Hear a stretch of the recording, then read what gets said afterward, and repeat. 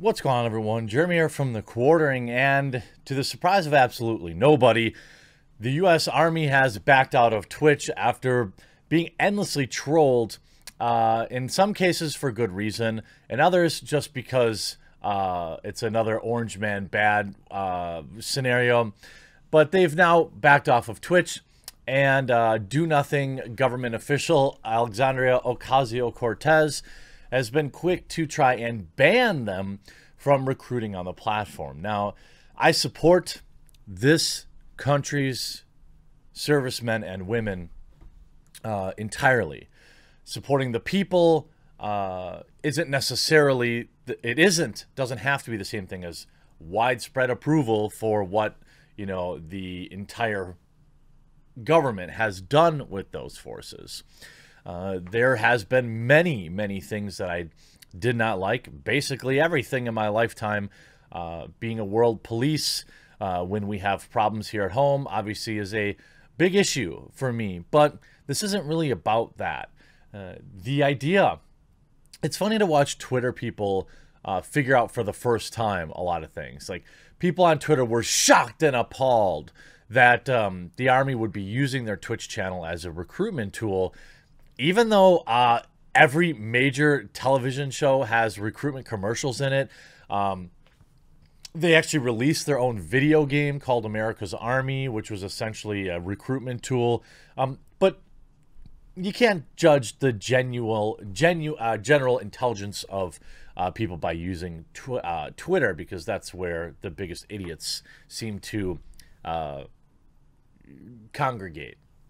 But there was a lot of trolling going on because people wanted to go into their Discord and ask them about some of the terrible things that the Army has done. And to be honest with you, that's all fair game. It should be fair game. But it's interesting to watch all of these kind of pro-censorship people all of a sudden care about free speech. That's been the interesting part to me. A lot of blue-haired people all of a sudden are huge First Amendment people when it comes to trolling the U.S. Army, but they still believe in absurdities like hate speech. So, amid backlash, the U.S. Army retreats from Twitch. The U.S. Army has dealt with sustained backlash over the past few weeks against its recruitment-oriented Twitch channel, which has banned viewers for asking about bad things, has hosted supposed giveaways that dumped people out onto a recruitment page. By the way, both of those things were stupid. Excuse me. Very stupid. If you want to run a Twitch channel, I can't believe nobody in the Army knew that this was going to happen. You just let it ride. You can ignore it, but you don't ban. You don't give that attention. If what you want to do is play video games and attract people, then that's what you do. But nonetheless, and also I think they were doing this Xbox game controller giveaway that dumped people out onto a recruitment page, which was very bad too. Just way too blatant. They didn't want to establish a presence. They just wanted to gobble up low-hanging fruit, apparently. Now, in response to this, so Twitch made them stop with the giveaway. Then now, in response to this, it looks like the Army is putting a halt to all Twitch activity, at least for the time being. Today on Twitter, esports consultant and journalist Slasher said that due to recent media coverage of fake giveaways and potentially unconstitutional bans, the United States Army esports team has paused social activity, streaming on Twitch, and official activations with Twitch, including participating in the upcoming Twitch Rivals event, further noting that the Army might not resume these sorts of marketing efforts until spring 2021. Well, certainly they got taught a very quick lesson about dealing with internet trolls, and you just don't ban people. You had to have expected that. Now, Brezal cited specifically an email detailing all of this, which comes from a person close to the Army. Kotaku has also seen the email. Among other things, it explicitly points out to negative press coverage of the Army's Twitch efforts as a reason for the decision to go radio silent. Kotaku reached out to the Army and Twitch for more information. The Army did not reply, and a Twitch representative said in an email they don't have anything to add. As of now, the Army's Twitch channel hasn't streamed in almost 2 weeks. During that time, numerous people, streamers, and organizations have cited the Army's efforts. This includes legal organizations like the ACLU, and today, the Knight First Amendment Institute at Columbia University, which demanded in a press release received by Kotaku that the Army and Navy stop banning viewers who ask about atrocities. Now, that's fine. You shouldn't be banning people who ask about that. Once the government opens up a space for expressive activity to the public at large, the First Amendment prohibits it from excluding speakers from that space on a basis of viewpoint, said Katie Fallow, senior staff attorney at the Knight First Amendment Institute.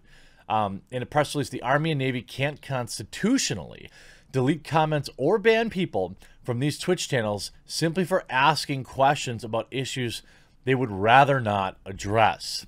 As a result, according to all of this, according to Vice, U.S. Representative Alexandria Ocasio-Cortez now plans to file a measure that would entirely prevent the military from spending money to recruit through services like Twitch. That'll never pass. This is why Alexandria Ocasio-Cortez is great to look at, but she wastes her time on worthless, do-nothing dreamer plans.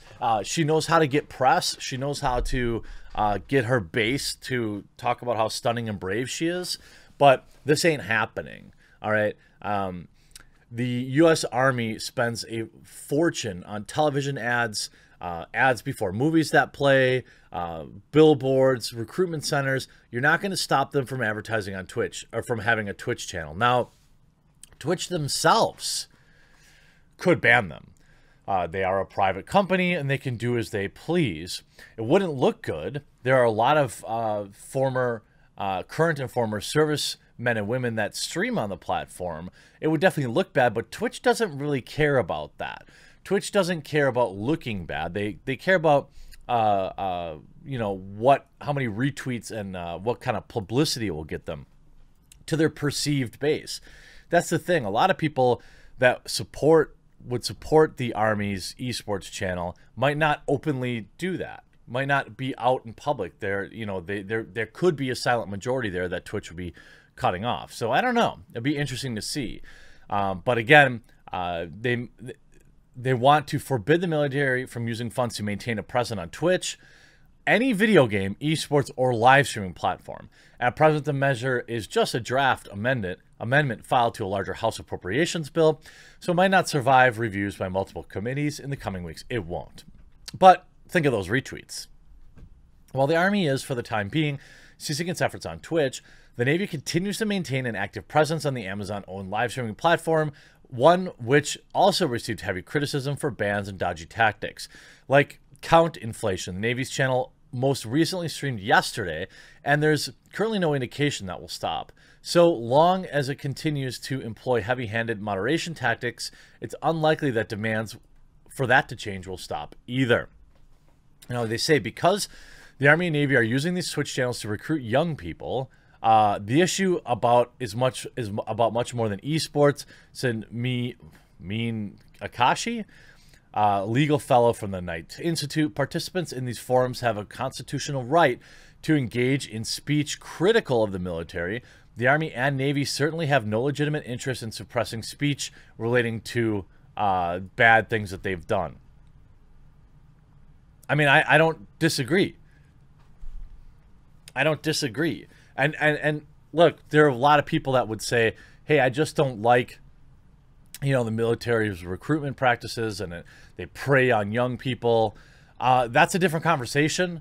You know, there are things that I would like to see stop. You know, having these guys show up at high schools and things like that. That's a little early. I think I don't love that stuff. But, you know, ultimately, it's interesting how many of these people that believe, you know, that want to remove words from the dictionary suddenly care about the First Amendment when it involves the military and it can get them a lot of likes and retweets. You know, to be clear, if it's a government entity online, they shouldn't be able to or shouldn't be banning anybody for their speech or what they're doing. what if it's a violation of TOS? You know, that's an interesting mixture. Like, okay, so what if people are posting all sorts of terrible things in the Twitch chat? What if would Twitch come in then and ban them? Is Twitch then supposed to moderate the chat for these government entities?